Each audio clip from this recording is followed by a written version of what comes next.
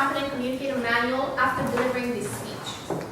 Dane is here today to share the 3 things that he sees are the most important pieces of wisdom he has discovered for himself over the years.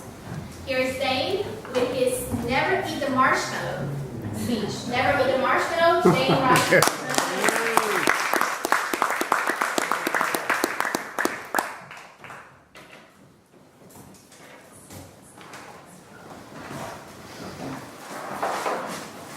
We are all at a critical moment in our lives.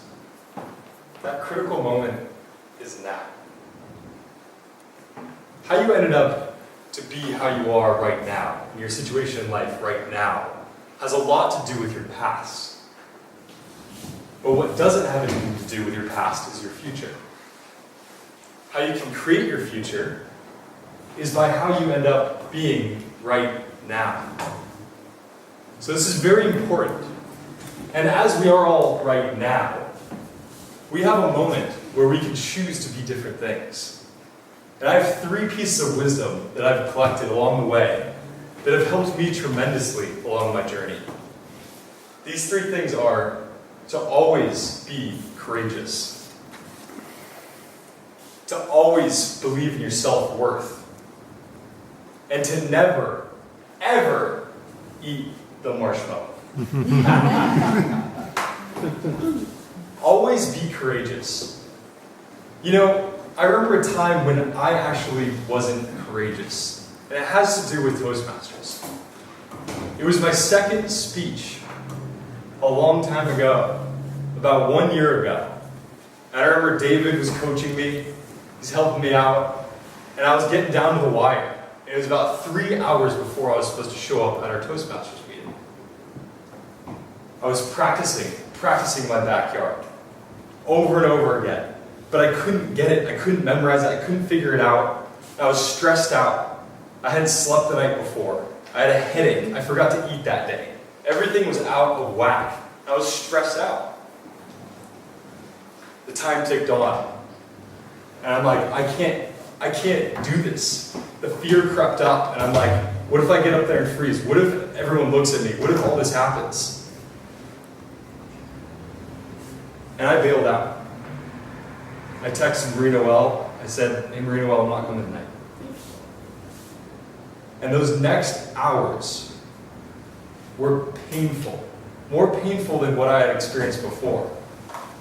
Because as the time ticked, I knew that I had the opportunity to give this speech.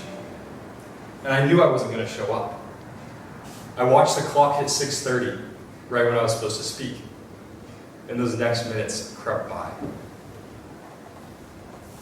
I woke up the next morning feeling so defeated by fear, by this thing that we all feel from time to time, actually quite regularly.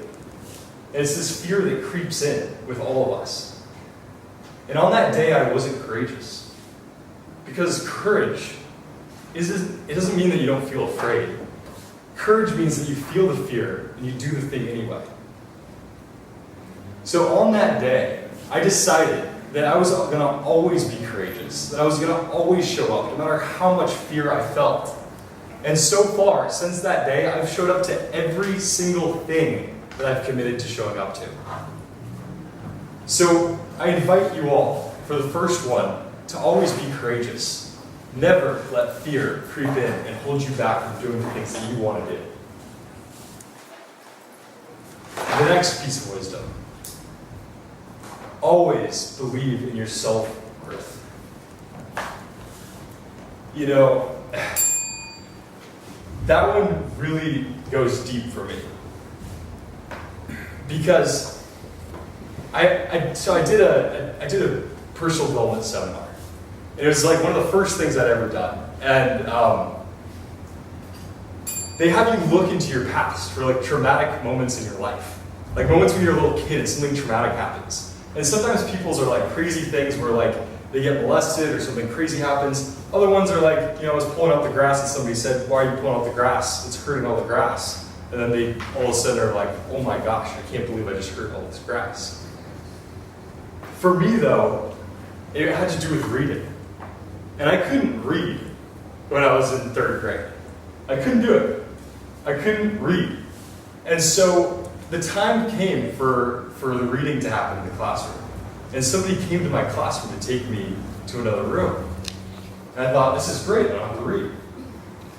But what was really happening is they led me up into another room and they sat me down and it was a special ed room.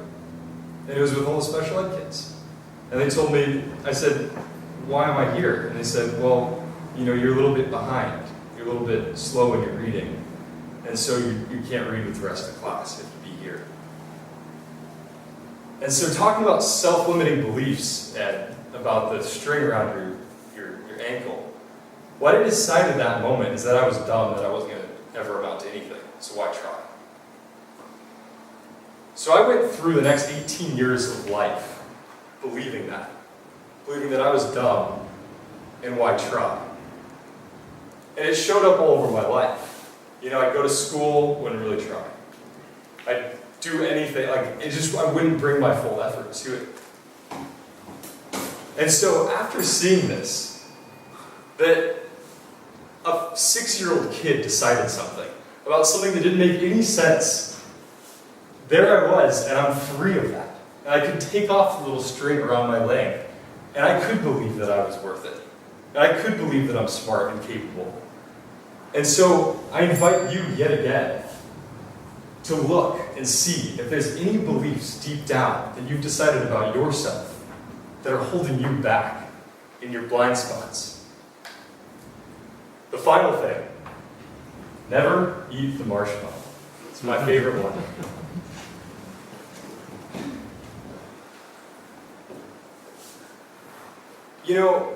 When I was in college, I had a really great time for about half of it.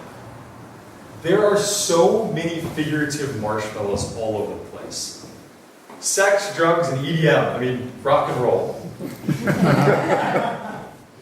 Right, John? Right. Are everywhere, right? And I was partaking in everything. I was having the best time. My grades sucked.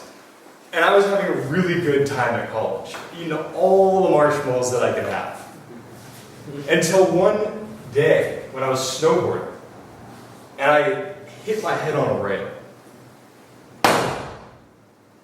And right then, I had my 4th concussion in 2 years. The following weeks, I had no emotion. I developed ADD, got depression, anxiety, you name it. All the nasty brain things were happening to me. And the ADD stuck. My neurologist told me, Dane, if you get another concussion, you might die.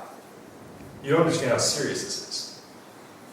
She told me, you need to sober up. You can't be doing drugs. You can't be drinking alcohol. This is serious. Your brain is messed up. So I stopped drinking, stopped doing drugs, and I started going to school, started going to class. The problem is that I couldn't remember anything. So I failed all my classes. My neurologist told me, hey, drop out of your classes. You don't need to do this. Just drop out. And I said, no, I'm going to do this. And that was when I decided, I need to stop eating these freaking marshmallows. I need to get some sense in my head. I need to start driving myself toward what I really want in life. So I went to the library every day. And I stopped going to the parties. I didn't drink, I didn't smoke, I didn't do drugs, I didn't do all this stuff. And I got to start really creating life as I wanted it to be. So, the marshmallow thing. Basically, what it has to do with is way back in the day, they did an experiment. And they gave all these kids marshmallows. They were 4 years old. And they said, hey, don't eat this marshmallow. And if you don't eat it, in 15 minutes I'll come back and I'll give you another one. They left the kids alone in the room, and they sat there, waiting. And what do you know, 2/3 of the kids eat the marshmallow? Now that's not very interesting. But what is interesting is about what happened to the 1/3 of the population of kids who went on into life. And what happened with these kids is that they all had tremendously successful lives in their relationships, at work, financially, all over the place. They were able to create these lives because they didn't eat the marshmallow. So I invite all of you to never eat the marshmallow. And you know what's amazing? When I was writing the speech, it says inspire your audience. But I realized that all of you are the ones who really inspired me. Because look at all of you guys. You didn't eat the marshmallow. So I'd like to close. And I'd like to invite all of you to always be courageous, to always believe in your self-worth, and to never, ever, ever eat the marshmallow. Thank you.